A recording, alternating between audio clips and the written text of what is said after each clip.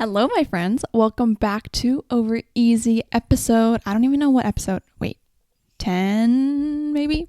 I don't know. I've been kind of pre-filming a lot or not pre-filming, but just getting ahead on the schedule because school is starting up soon and I'm trying to be on top of the podcast so I don't fall behind. So I don't know when this episode's coming out. I think in the first week of September. It's like late August right now. So anyways, that was a really long-winded and not needed explanation just to tell you that I'm back for another episode. Hello. I hope you are doing well and I hope you had a good week. We're going to start with our rose, bud, and thorn before I go into the topic for today. So let's think about that. I'm going to start with my thorn. My thorn is that I did not have the best night's sleep last night. And I think this happens like somewhat correlatively to my period. It has something to do with my period for sure, like my sleep schedule, because I've noticed that there are weeks or days of a month where I have really bad sleep and then like other weeks afterwards I have really good sleep. So I can't tell if it's like I'm about to get my period or whatever, but this is my new like side effect, I think, and I've been noticing it for the last couple months, so I really don't like it. I wish I had some sort of other side effect because I hate when I don't get enough sleep. Sleep is so important to me, and it's just it's my thorn. I don't feel too tired today, but it doesn't get your day started off right, if you just haven't been sleeping well the entire night. Don't know if you can relate. I also sleep really early for my age. I sleep at 10 right now and I wake up at 7:30, so that's a solid like 9.5 hours of sleep every night. Yeah. My bud is that I am looking forward to school. It's been my bud for the last 2 weeks or so. I'm still just so excited for school. But one thing that I am not as excited for, so like a bud thorn, is the shifting of my routine, because for the last couple months since I've been on summer break, I've had the same general routine. And even throughout online school, I've had the same routine up until now. And it was very, very consistent. I do my morning computer stuff and then I work out at 11 a.m. every single weekday, or I try to. Then I have my lunch, play my Animal Crossing, and then I go to work in the afternoon. So I've had this consistent routine for so long. And now I have to change it in the coming weeks because school's going to be back in person, and because of my class schedule and stuff like that, I have to switch around things. So I'm kind of nervous about that because for me at least, I really thrive when there's a consistent routine and everything is pretty expected. If you pop up something unexpected to me last minute, I get really, really uncomfortable and anxious about it. So I know it's going to take a little while to adjust, but I'm kind of not looking forward to it. But on the other hand, it means like I'm going back to school, so I am excited for that part. Double-edged sword, I guess. And my rose is the Starbucks fall drinks came out this week. I had my first one yesterday and I had one this morning, which is not good. I tried the apple crisp macchiato and I wasn't really expecting much because, to be honest, recently I haven't been loving the Starbucks seasonal drinks. I don't remember, there was one I tried in the summer that was a coffee. Oh, it was like the funnel cake one. And I really did not like that one. But yesterday I tried the apple crisp macchiato for the first time and it was really, really good actually. It tasted like apple pie. It had the apple flavors, but then also had the seasonings and the nutmeg and all that kind of stuff, so it was very, very yummy. And then this morning I had a pumpkin spice latte. I am a hoe for Starbucks seasonal drinks, especially the fall and winter ones, because they're just so good. And I'm really looking forward to I think I really look forward to those times when the weather is kind of cold. It's still sunny, but the weather is crisp. You can feel the air, but you're holding a hot Starbucks drink, a hot seasonal Starbucks drink to be specific. That's like my favorite scene in my mind. Love the fall drinks and love the winter drinks at Starbucks. So that's like the only thing I like about the winter season. Otherwise, I am sad that summer's leaving. Anyways, that's kind of my check-in for this week. There's only 2 more weeks of summer, which is really sad. So, because I remember now, this episode is going out, I think, the week that school starts. And I thought that because this was kind of back to school season, I thought it'd be fitting for me to share the different strategies that I have to kind of take care of myself during the school year. Self-care is a very complex topic, especially because nowadays self-care is so rooted in profit and selling products. All of the skincare products and companies want you to buy their latest face mask to help your self-care. But in my opinion, self-care is not doing face masks and, eating chocolate cake just because you want to. Self-care is kind of the steps and the habits that you take that will promote your long-term preservation, like sustaining yourself over the long term, instead of only thinking about the short term, like, taking all-nighters just so I can finish this paper. But really, what kind of things can I implement so that by the end of the semester, I'm still healthy, I'm still happy, I'm still functioning, and, prioritizing my school and social life and sleep and all this stuff. So to me, self-care it can be tough. It's not always luxurious, and I think that's what people sometimes don't want to admit, is that in order to best take care of yourself, you have to it doesn't have to be glamorous. Like, it's not going to be a good time. I wish I didn't have to work out some days, but I know that in the long term, it's good for my health and it's good for my body. So I do it on the days that I don't want to. I have 2 different types of tips, I guess, like 2 categories that I section this podcast into. And the first section that we're going to get into is strategies to prevent burnout in the school year. Ultimately, you don't want to reach burnout. Burnout is that state where you feel so completely exhausted that you can't do anything and you feel like you need to stay in bed all day and you just don't want to do anything that day. Although I know for a lot of us that is our normal state, but this is like when you are genuinely so exhausted and just so tired, and even things that you enjoy don't motivate you to get out of bed. We want to avoid that at all costs. It is quite tough by the end of the school year, especially when you hit final season, but we want to try, at least. It's the effort that counts, I think taking care of yourself, you need to try as best as you can, because burnout, I've hit it before. It is a terrible feeling and just not a good place to be in. So yeah, here are the tips that I kind of use throughout the semester that take care of myself so that I don't hit that stage. And I think they work pretty well. First of all, I'm going to talk a lot about, I guess, building habits and the habits that I have that kind of help me get through the school year. But if you are looking for advice on how to set habits and how to effectively implement new things into your routine, I have 2 book recommendations that I really, really love. The first one is a classic. It's Atomic Habits by James Clear.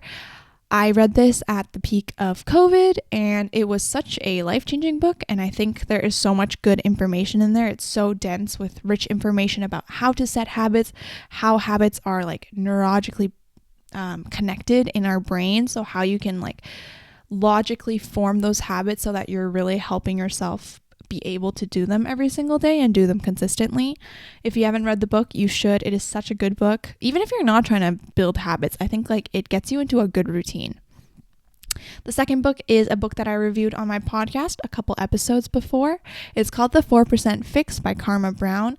And I think this book really also just puts into perspective about how important 1 hour is in your day and how much you can get done in 1 hour. So even if you think like, I only have 1 hour between my math and my psych class during the middle of the day, and you're like, I'm not going to do anything, 1 hour really is a big chunk of your day. Even if you can't get actual homework done during that hour, because it is really hard to, you can still get a lot of things done. Like get your emails done, check on other tasks that you might be waiting on, or do like your laundry or something like that. An hour is really not a small chunk of your day, and it adds up eventually. So those 2 books are my recommendations. They kind of complement this episode nicely, but let's get into my tips for the school year. My first tip is to find a planning system that works for you. This is really hard if you have no idea what you've been doing. I've been kind of building my calendar system since I was in high school. I'm going to explain mine briefly. I've talked about it before in previous YouTube videos, but I have two main planning systems, one for looking ahead and one for the current day. First of all, I use my iCalendar on my MacBook, my phone, my iPad, and that tracks all the events that I have in the coming months, in the coming weeks, etc. As soon as I get something like a sorority event that is a couple weeks away, I put it into my iCalendar so that I know I have that time blocked off already. This is really good because iCal is already pre-made for you versus the bullet journal, which is something else I'm going to be talking about. So it's nice that I can just drag and drop events in there really quickly, and I have like weeks upon weeks of my schedule already filled out. So that's how I kind of track my future events. For current events and tasks, I use a bullet journal. This is just because I like drawing and I like using my stationery to color and stuff like that. But for my bullet journal, I mostly just keep the current tasks that I need to do that week or that day. And I find that's really helpful because I feel like it's really important to get the tasks that you need done that day. I also am a really big fan of finding manageable chunks of work and doing them every single day versus cramming a paper into one weekend or something like that. Those are all kind of habits that I use. So my bullet journal is really good for keeping track of tasks because I usually have a lot of tiny little things to get done every single day versus like big tasks, if that makes sense. My second tip is as soon as you get your class syllabi, you should fill that out in your planning system ASAP. I got one of my syllabi 2 weeks ago, so in like the middle of August, and I already put everything into my calendar because I wanted to know when I was going to have midterms and stuff like that. It's also just a really good habit because then you have everything in one place. You have everything on your calendar instead of having 4 different syllabi that you need to refer to during the school year every single day. Also, then you know when your weeks are going to be a little more crunched and also when you have chill weeks. Gives you a really good idea of, the next week coming up or the week after that is going to be really busy. I have 3 midterms. So next week I should take more time and start studying early so that I'm not freaking stressed out of my mind. That's kind of how I use my planning system to be able to plan tasks accordingly. If I can see that I have a really busy week, not even with school stuff, maybe it's like, I have a lot of sorority related events coming up in the next few weeks. I'm going to have to start my schoolwork early because I won't have as much time during the recruitment related stuff. That's also a good way to use your calendar. I think it just gives a really good layout of the semester and kind of tells you where your busy humps are at because the semester is only 13 weeks long. So if you can actually pinpoint the numbered weeks, like, week 2 is busy, week 5 is busy, and week 11 is busy, then you know how to kind of lay out your work and spread out your tasks so that everything is manageable and you're not kind of stressed out of your mind for 1 week and then kind of chilling for 1 week. I don't like that. I just like having everything kind of consistent and balanced. Don't want to have my heart rate too high. The next tip is, I didn't know it was a tip because I thought everyone did this, but it is to schedule in time to get work done during the week or during the day. So on my iCalendar, I have a bunch of color-coded calendars. Let me take a look at it right now. So I have a calendar for my class schedule. I have a calendar for my work schedule, also one for appointments and meetings, times that I work out. These are all different colored calendars that I use in my iCal that build up my schedule. And one of the calendars that I use is called studying.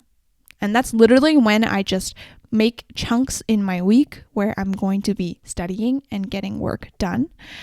Usually that'll be when I have no class. So this upcoming semester, I have no classes on Monday or Friday. So a big chunk of my Mondays and Fridays is that blue studying calendar because I'll be studying a lot on those days. And those timed chunks is when I have devoted myself 100% to getting work done. There's this theory called the Parkinson's Law, which is tasks fill up the time allotted to it. So, for example, if you don't have class on a Friday or something like that, and you're like, this Friday, today I'm going to finish my paper, you're going to end up spending probably in the entire day on your paper.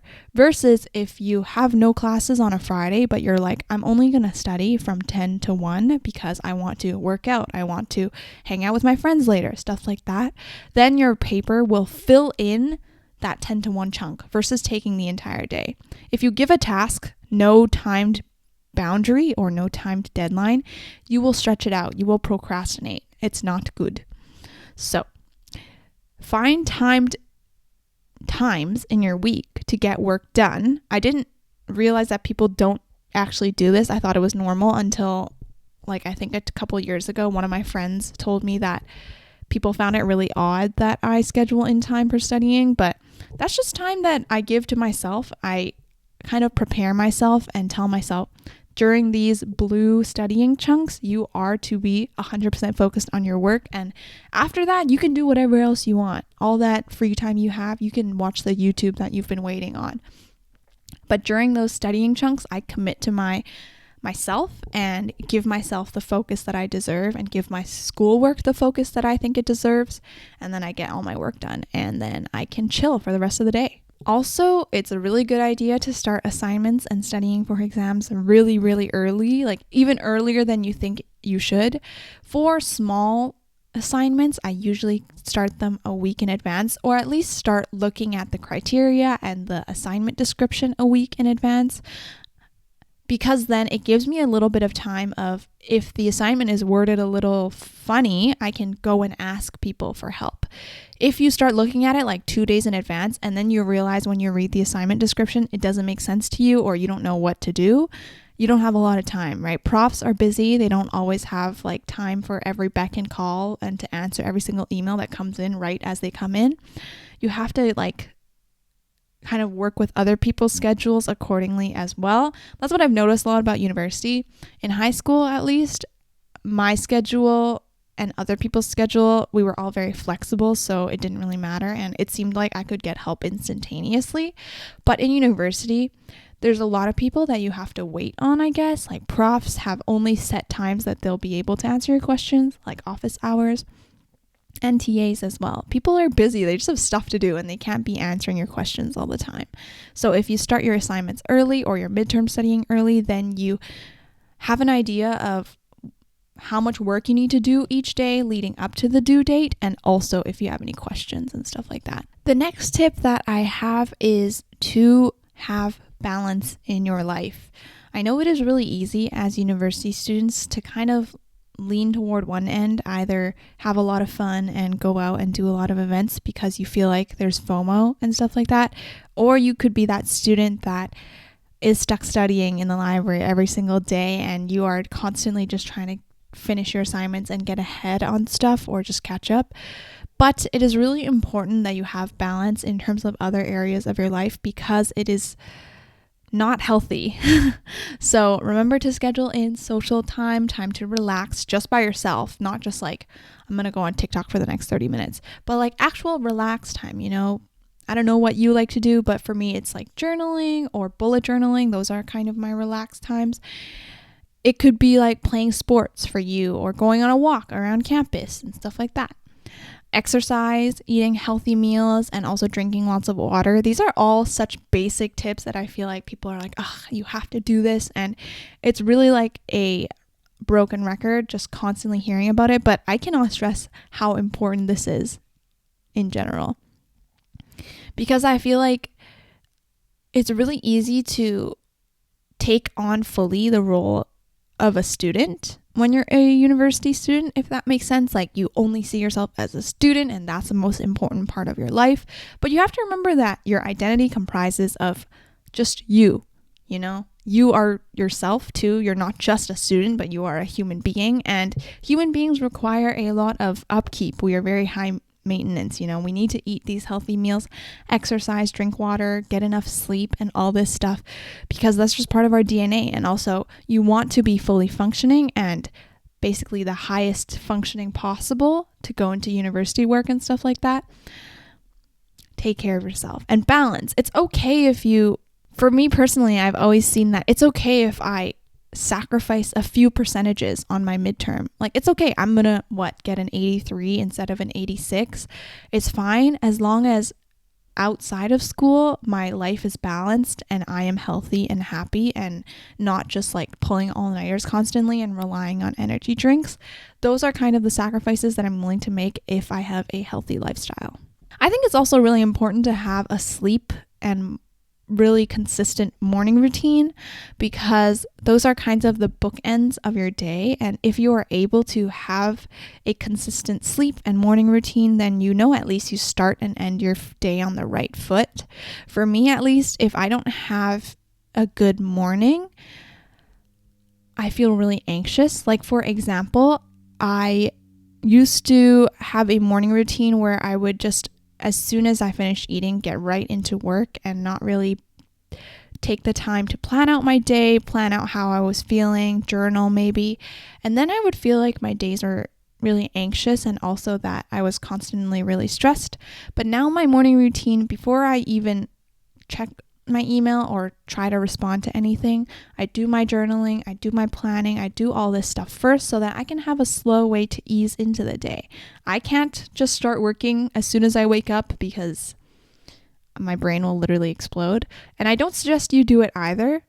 Everyone is different. Obviously, you're not going to have the same morning routine that I do, but I think personally that getting into work right away is a little bit unhealthy and can cause a lot of stress, I think. Also, if you have a consistent sleep routine, then your body knows what to expect. I think I've seen a lot of tips where it's a really good idea to consistently sleep and wake up at the same time.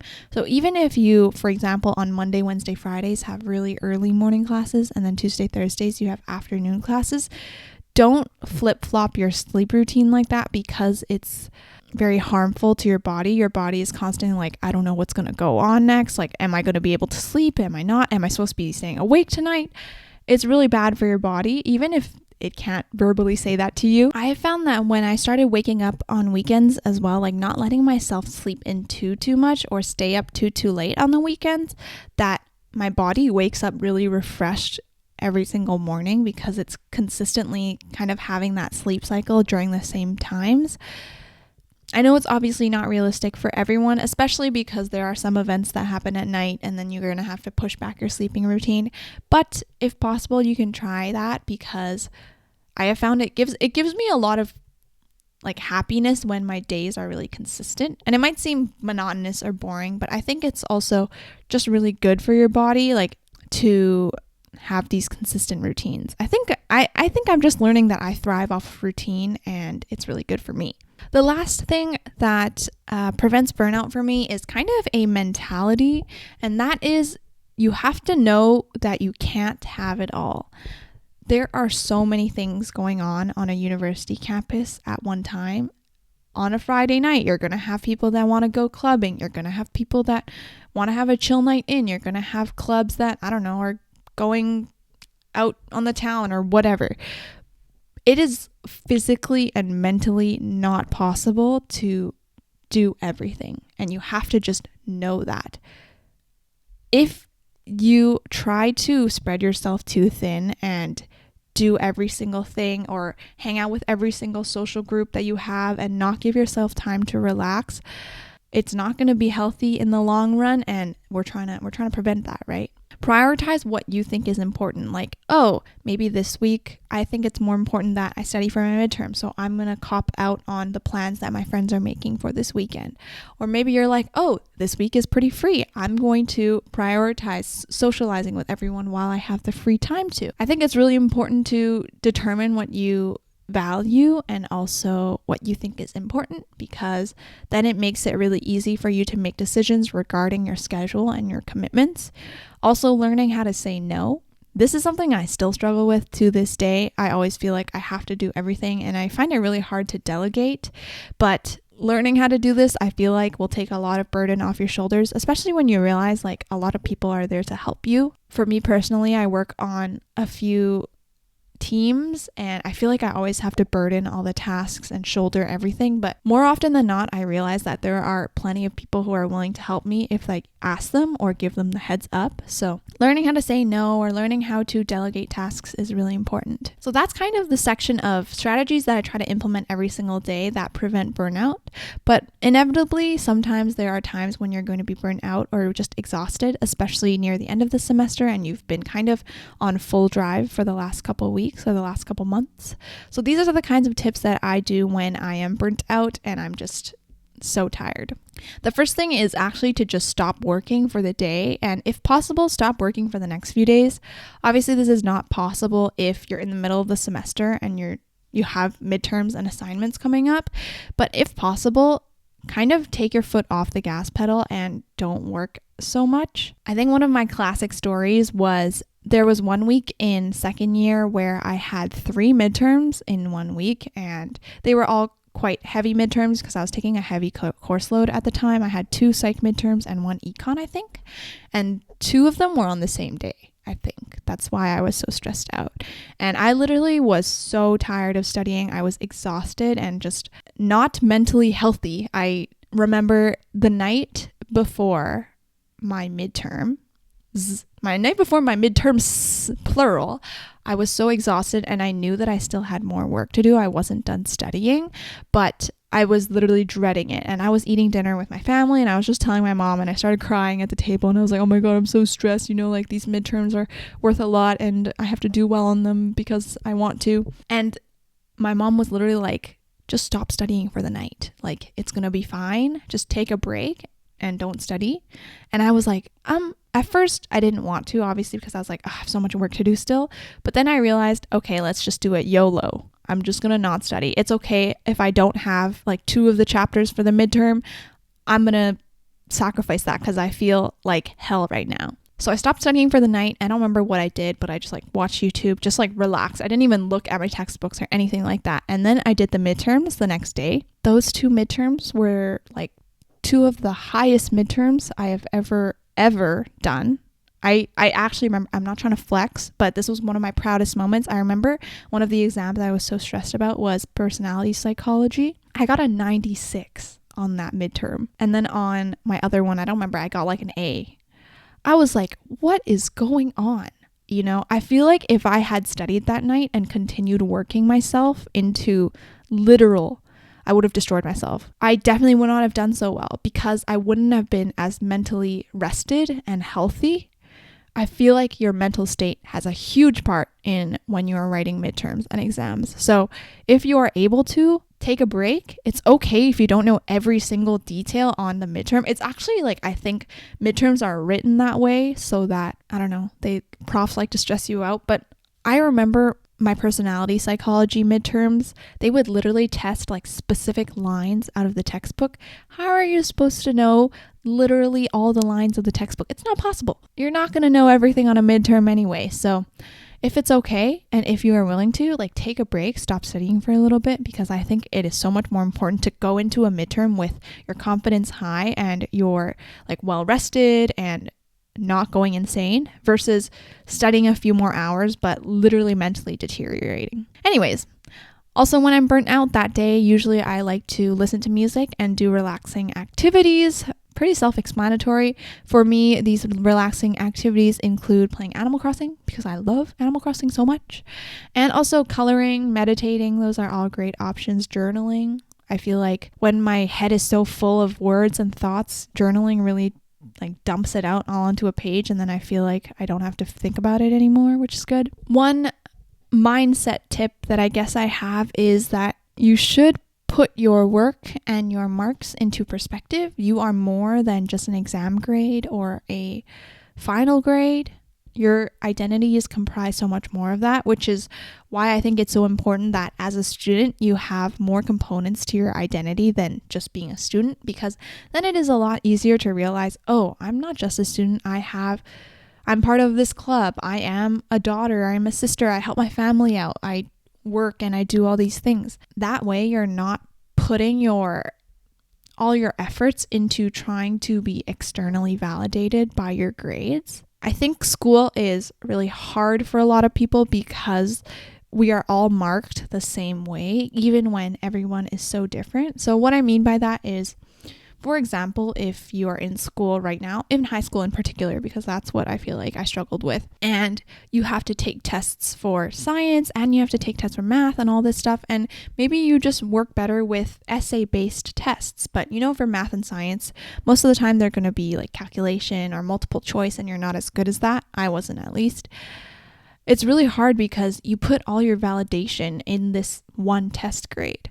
But if you are able to have other sources of validation for your identity, like, oh, today I went to the gym and I feel like I did really well, and that really puts the gym part of me like at ease. I feel really good about that. Then you're not so focused on trying to feel validated from a high exam grade or something like that. I feel like once I had this mentality switch about school, I just stopped caring. Not stopped caring completely, but just stopped putting so much pressure on the specific number.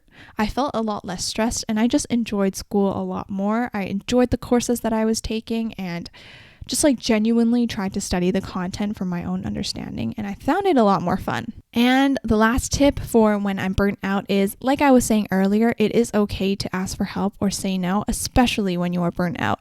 I know sometimes, at least for me, I try to be like a people pleaser, and I try to help out everyone as much as I can. But in those crucial times when I am barely functioning as a human, it is really important that you know how to say no to other people's desires and other people's like wants out of you, because if you don't express to them that you are struggling, then they will not know, and they will just assume like, oh, Manny's always so helpful. She's always willing to help me with my tasks. Like, let me go ask her for help right now.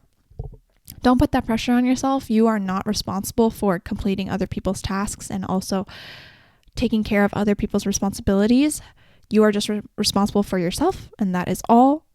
That's a really hard thing to swallow, especially I think if you are raised in a more Asian Canadian household, at least in my experience, because a big part of our upbringing is being able to help family and, dropping whatever to help your family because they do the same for you. But I think a really healthy thing to learn is that you have to set boundaries with your family as well, because if not, then you get stretched out too thin and it gets really unhealthy. So those are my main tips, I guess, my main mindset guidelines that I tried to keep during the school year.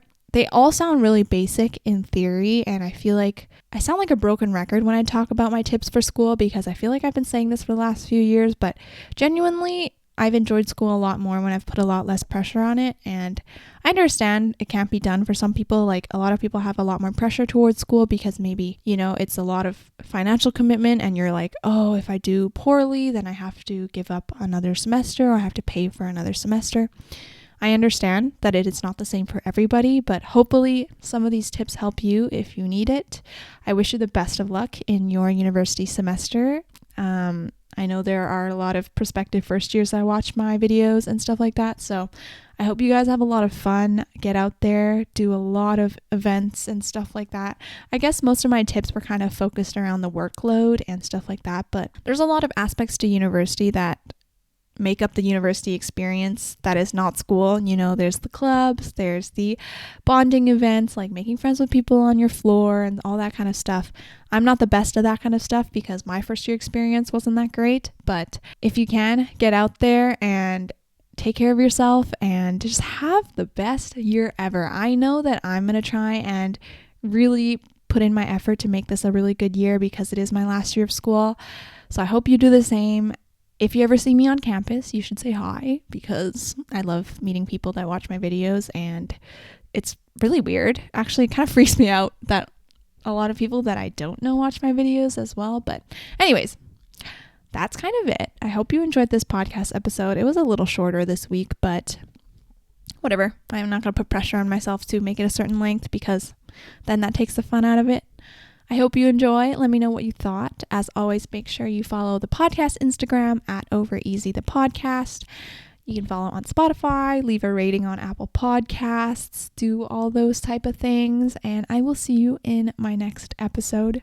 Bye. And I was like, yo.